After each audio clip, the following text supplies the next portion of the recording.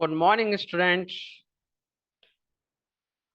Now आज जो है अपन देखने जा रहे हैं इस क्लास में basic proportionality theorem. My dear students, अपना चैप्टर नंबर 6 जो ट्राइंगल वाला चल रहा है उसमें एक इम्पोर्टेंट वेरी इंपॉर्टेंट थ्योरम होती है जिसका नाम है बेसिक प्रोपोर्शनलिटी थ्योरम। मैं शॉर्ट में इसको जो है ज्यादातर जगह जब मैं यूज करूंगा तो इसको बीपीटी लिखूंगा। Okay, BPT, basic proportionality theorem. Theorem बोलती क्या dear students? If a line is draw parallel to one side of a triangle. किसकी बात कर रहा? Of a triangle. तो सबसे पहले तो एक ट्राइंगल जो है बनाया जाए। ठीक है, किस तरीके से ट्राइंगल बनेगा देखिए।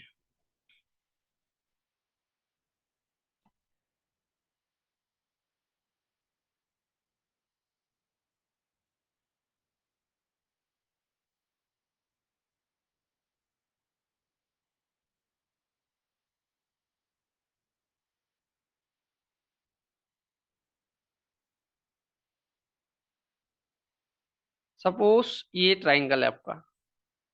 ओके,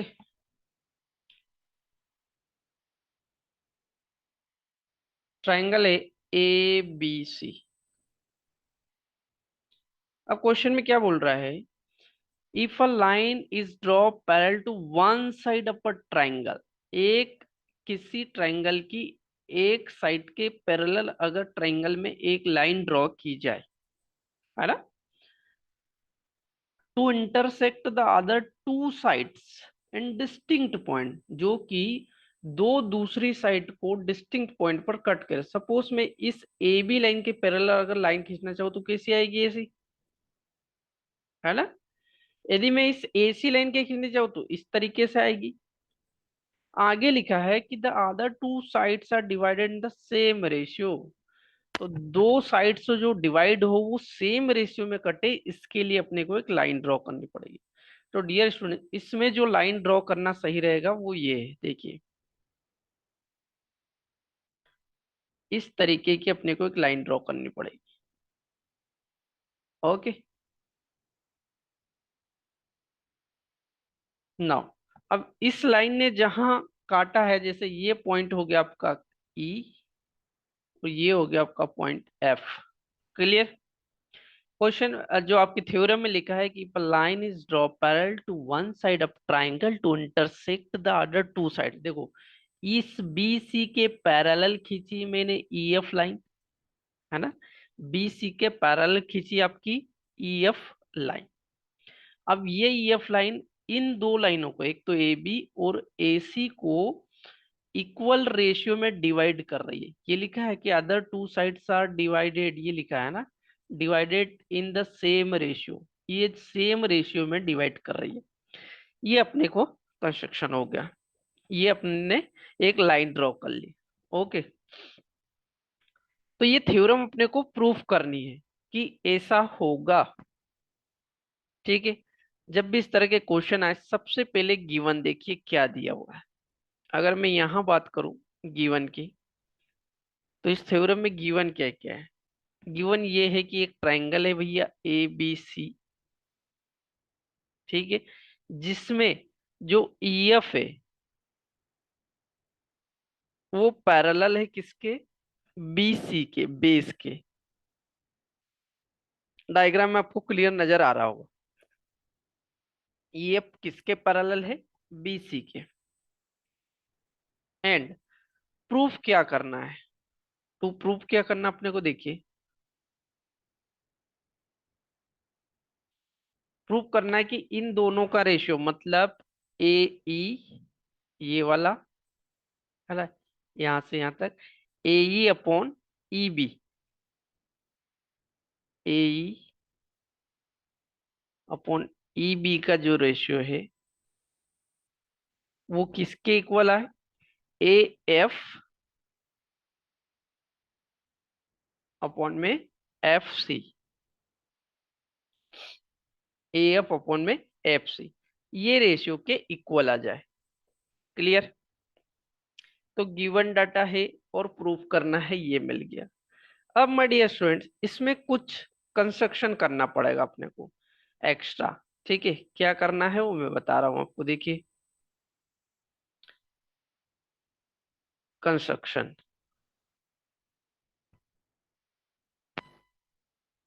ठीक है, अब अपने को क्या करना पड़ेगा इस डायग्राम में, ई से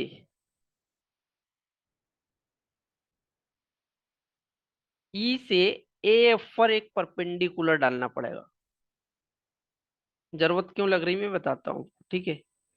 एक परपेंडिकुलर ये डालेंगे, और एफ से ए ई पर भी एक परपेंडिकुलर डालेंगे। क्लियर। अब एक नए पॉइंट मिले अपने को, कौन कौन से मिल गए देखो। यहां जो मेरे को मिला वो एम मिल गया, और यहां मेरे को एन मिल गया। एम और एन, ये परपेंडिकुलर डले इसलिए यहाँ पर 90 डिग्री का एंगल बनाएंगे, ये क्लियर है ये। ठीक है, एज इट इज अपने को नीचे की साइड भी एक इस तरीके से बी को एफ से मिलाना पड़ेगा,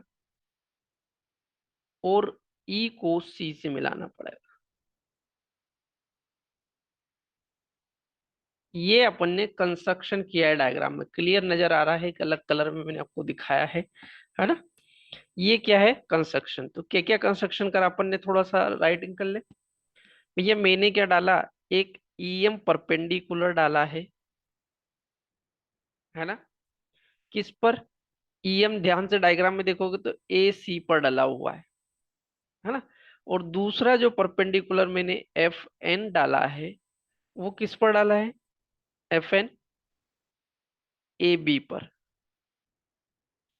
अब इसका मतलब समझिए थोड़ा सा डियर स्टूडेंट्स, ये जो मैंने F N perpendicular A E पे डाला, इसका मतलब ये समझना है कि ये F N perpendicular A B पर भी है।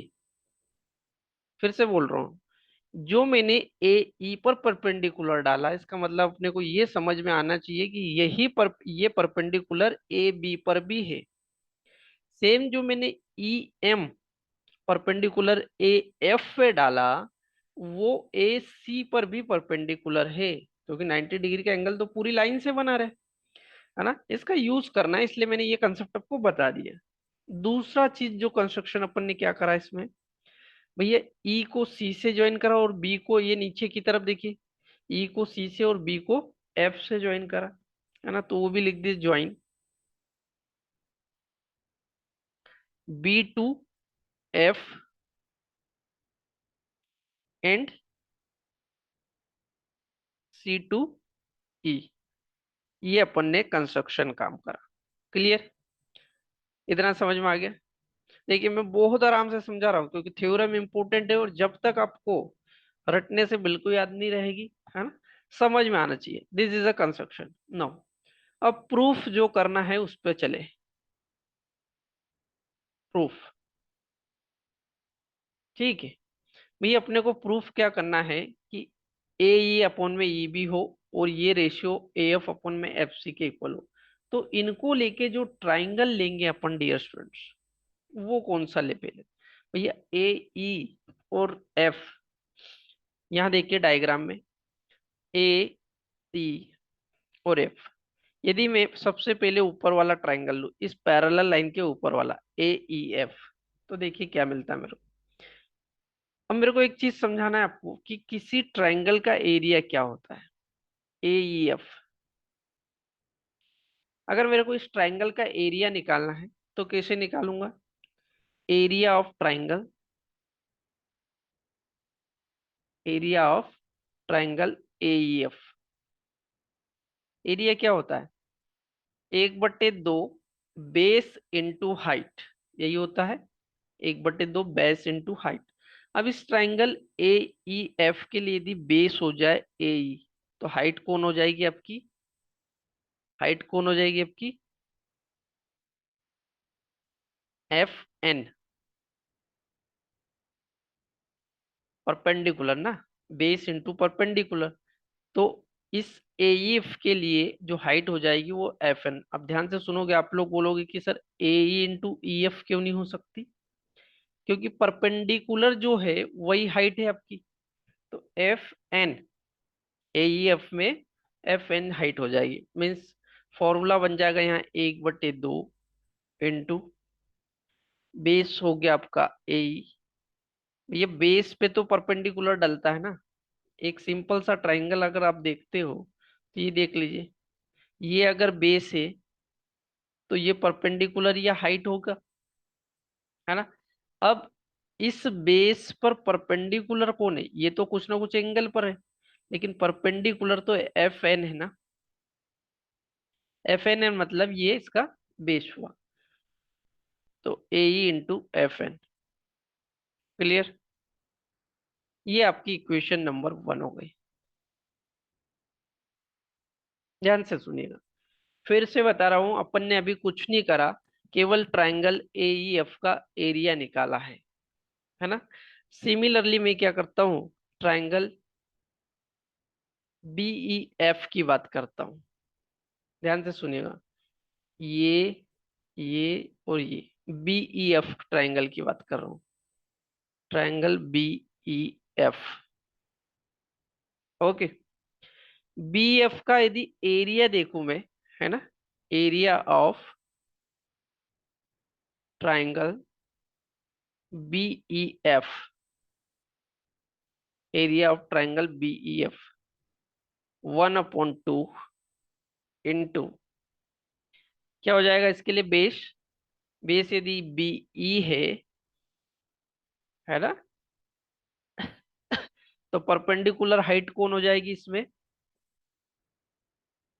भैया, ए बी पर। यदि बी ई बेस है तो बेस पर परपेंडिकुलर, देखिए ये बेस है ना। अब इसी बेस पर परपेंडिकुलर केवल एक ही डला, ध्यान से देखोगे तो एफ एन, है ना। अपने को परपेंडिकुलर चाहिए, दूसरी भुजा नहीं चाहिए, तो परपेंडिकुलर कौन डला है, एफ एन।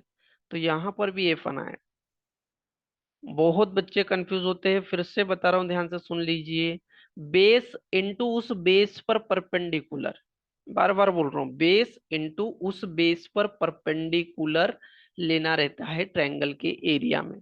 अगर आपको अभी तक नहीं मालूम है तो फिर से ध्यान से, बेस इनटू उस पर परपेंडिकुलर, तो बेस है बी, मैंने बोला था कि ये परपेंडिकुलर भले ही ए ई पर है, लेकिन इस पर, इस पूरी ए बी पर परपेंडिकुलर माना जाएगा एफ एन को, इसलिए मैंने यहाँ पर भी एफ एन यूज कर लिया है। क्लियर। मेरे पास दो इक्वेशन आ गए, ठीक है, इतना नोट डाउन कर लीजिए, फिर इन दो इक्वेशन का यूज करके अपन आगे बढ़ेंगे।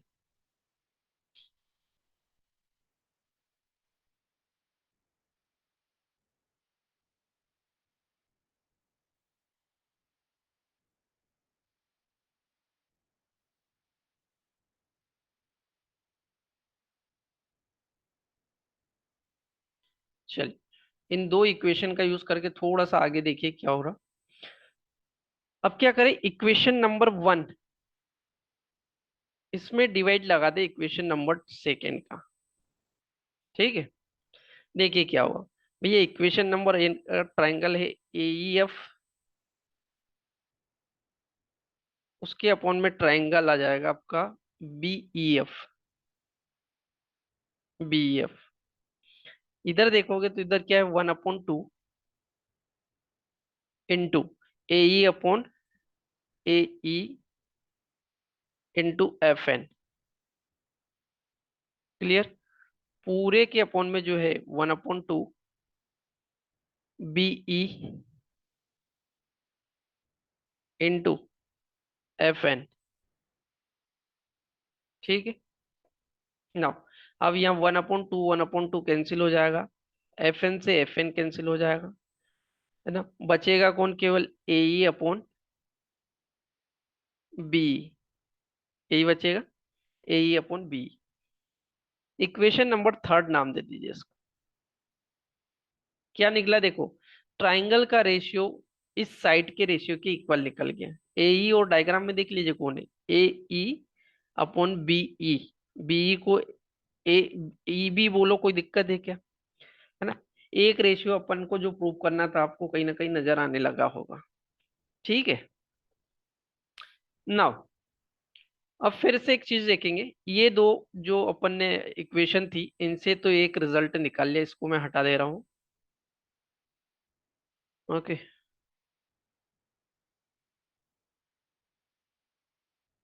ओके। नाउ अब आपका ट्राइंगल एईएफ एक बार फिर से लेते हैं। ठीक है, एक बार मैं ले चुका हूं लेकिन एक बार फिर से देखो उसमें से और क्या मिल सकता है। ट्राइंगल एईएफ फिर से लिया मैंने। ओके। इसमें मैं एरिया आप एई, आप बोलोगे सर एरिया तो निकाल लिया इसका, है ना, लेकिन इसका एरिया निकालने का एक और तरीका है, उसका यूज करते एईएफ। एईएफ का एरिया क्या होगा, 1/2।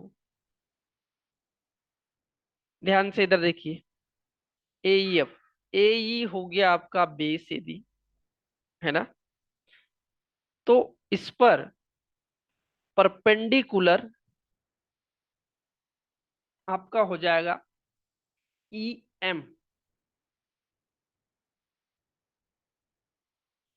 भैया अपन ने पूरा ट्रायंगल एईएफ ले रहे ना, तो इसका बेस अगर ए एफ है, सॉरी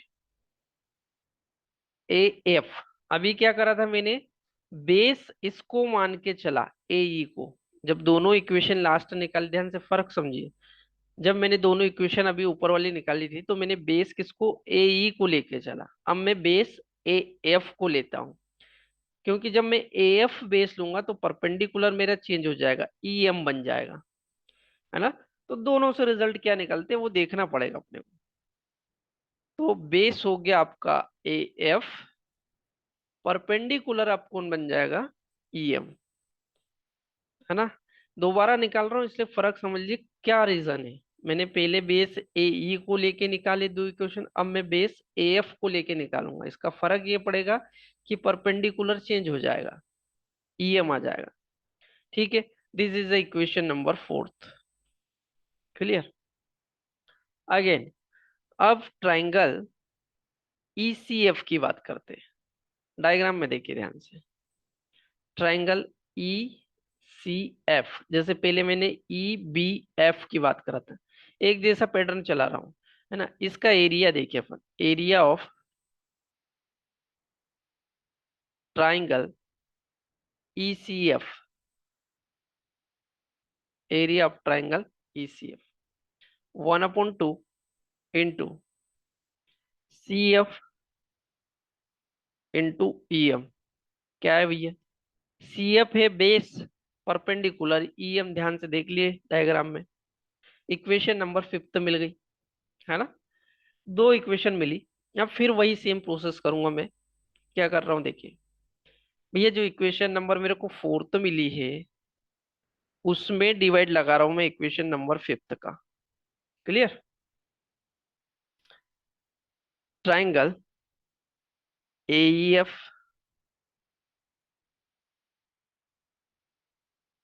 अपॉन में रहेगा ट्राइंगल ईसीएफ इक्वल टू, इधर वाली वैल्यू कौन है, 1/2 into A F into E M. थोड़ा सा टाइम जरूर ले रहा हूं लेकिन एक एक बात क्लियर हो, कोशिश यही है। C F into E M, ये मैंने अभी केवल क्या लगाया, डिवाइड लगाया। अब देखिए 1/2 से 1/2 यहाँ भी कैंसिल हो जाएगा, ई एम से ई एम कैंसिल हो जाएगा, इक्वल टू बचेगा A F upon C F. जो प्रूफ करना था उसके तरफ भी नजर रखिए, 6 नंबर इक्वेशन, जो प्रूफ करना था उसके तरफ भी नजर रखोगे तो आपको दिखेगा कि जो चाहिए दोनों साइड कहीं ना कहीं मिलती हुई नजर आ रही है ना। एलएचएस और आरएचएस दोनों कहीं ना कहीं आपको नजर आ रही होगी। ठीक है, पहले निकाला था एईएफ अपॉन बीईएफ, दो ट्रायंगल का रेशियो, यहाँ भी सेम ट्रायंगल का रेशियो है, लेकिन इनकी आरएचएस दोनों देखिए क्या है। अब क्या करें, इक्वेशन नंबर थर्ड और सिक्स को अपन इक्वल पुट करें, है ना। ये रही आपकी थर्ड नंबर इक्वेशन और ये रही आपकी 6 नंबर इक्वेशन। इसको नोट डाउन करिए ताकि मैं इसको रिमूव करा।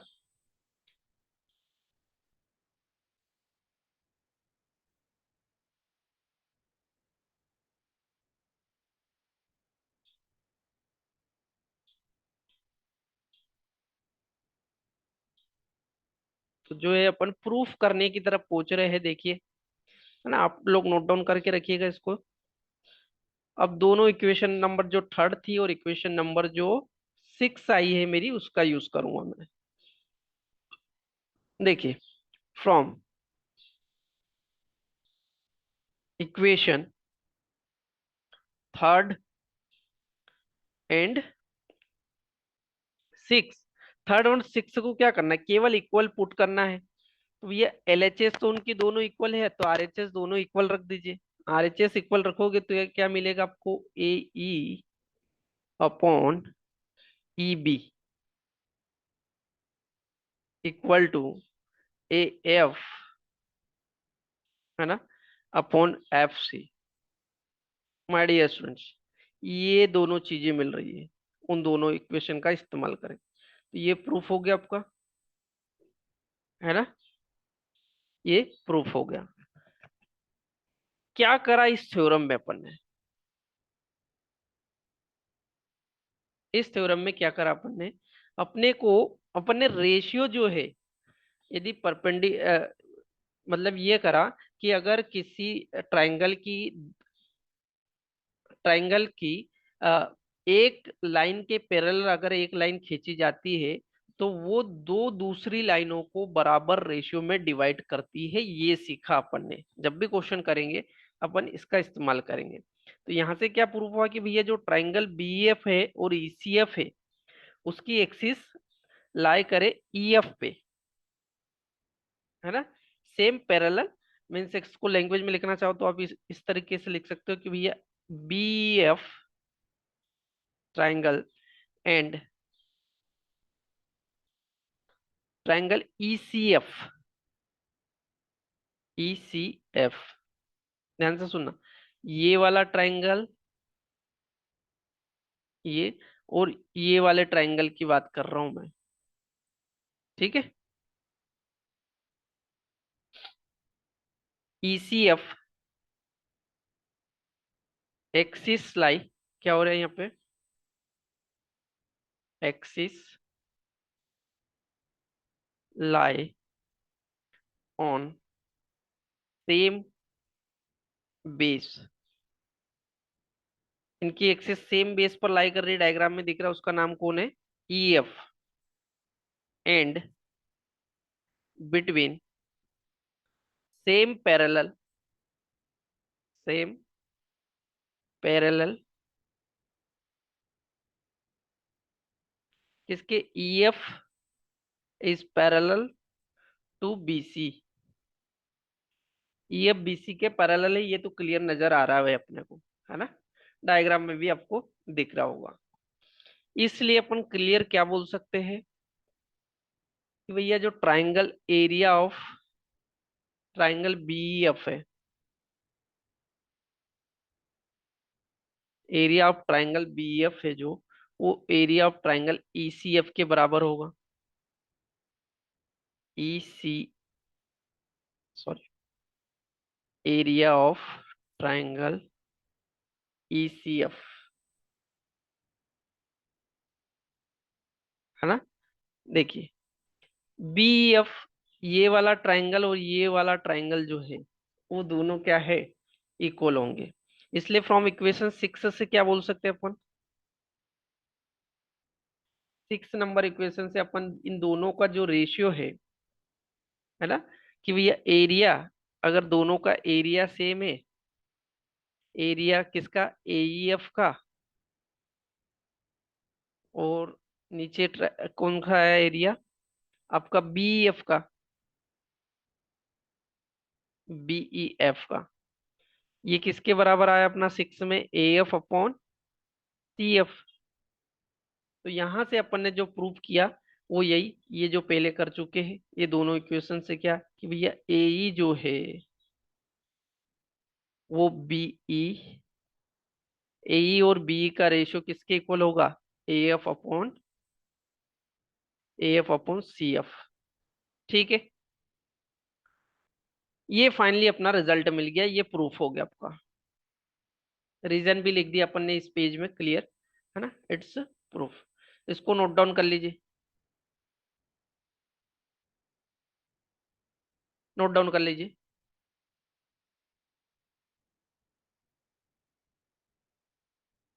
चलिए, इसी थ्योरम में ये तो निकाला ही, इससे कुछ और रिजल्ट निकलते जो अपने को निकालना चाहिए।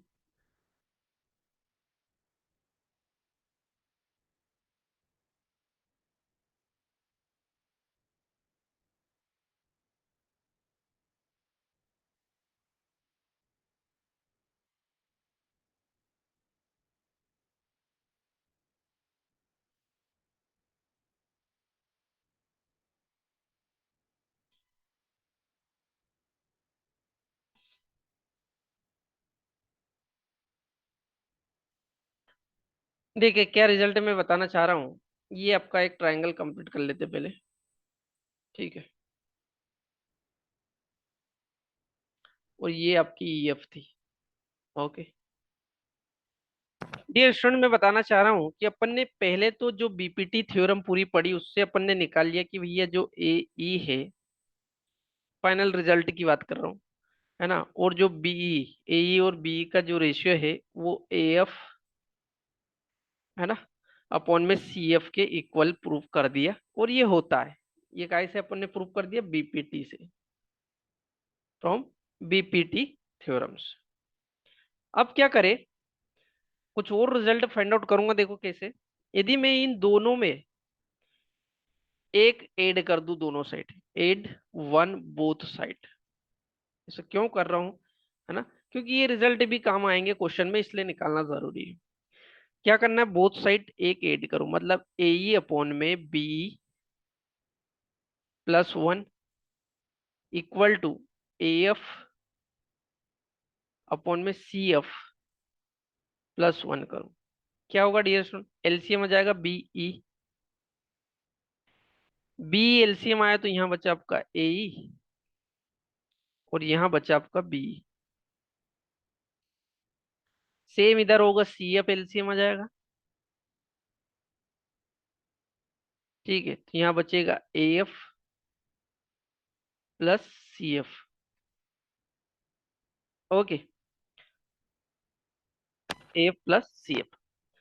अब इसको ध्यान से देखिए, ए ई प्लस बी को देखिए डायग्राम में क्या है भैया। ए ई यहां से यहां तक और बी ई यहां से यहां तक, ये दो को मिला के ए बी लिख सकता हूं, है ना। तो इन दोनों की जगह मैं क्या लिख दूं? A B. कोई दिक्कत है क्या? नीचे कौन है? नीचे आपका बी ई है। आगे देखिए यहाँ पर भैया A F plus C F को देखिए, ये रहा ए एफ और यहां से ये सी एफ। मतलब इन दोनों को मिला के मैं ए सी लिख सकता हूँ, है ना। कंबाइंड इसको क्या लिख सकता हूँ? ए सी अपॉन में सी एफ। तो एक और रिजल्ट निकलता है डियर स्टूडेंट्स यहाँ से। रिजल्ट ये निकलता है कि जो ए बी अपॉन बी का रेशियो है, पूरी लाइन का रेशियो पूरी लाइन के रेशियो के बराबर होगा, ए सी अपॉन सी एफ के बराबर। क्लियर? एक रिजल्ट ये निकलता है। ठीक है, इसको आप सेकेंड रिजल्ट मान सकते हो इससे। एक थर्ड रिजल्ट और निकलता है ना। क्लियर? आपको ध्यान में ये रखना है कि जो ए बी का रेशियो है, ए बी और ए ई का रेशियो है। कौन सी लाइनें बोल रहा हूँ देखिए, ए बी और ए ई, मतलब ये पूरी लाइन और फिर ये आधी लाइन, इन दो का रेशियो पूरा ए सी और ए एफ के इक्वल होगा। किसके? ए सी अपॉन में ए एफ। ठीक है माय डियर स्टूडेंट्स, मैंने आपको तीन इंपॉर्टेंट रिजल्ट बताया, एक तो ये, एक ये और एक ये। अब ये जो थ्योरम है ना, इसका यूज होगा आगे क्वेश्चन, नंबर ऑफ क्वेश्चन से इस पर बेस्ड होंगे, है ना। उन क्वेश्चन में इन थ्योरम का, इन रिजल्ट का अपन को डायरेक्ट यूज करना रहेगा। ओके, समझ में आया? तो ये आपकी बीपीटी थ्योरम यहाँ पर कंप्लीट होती है।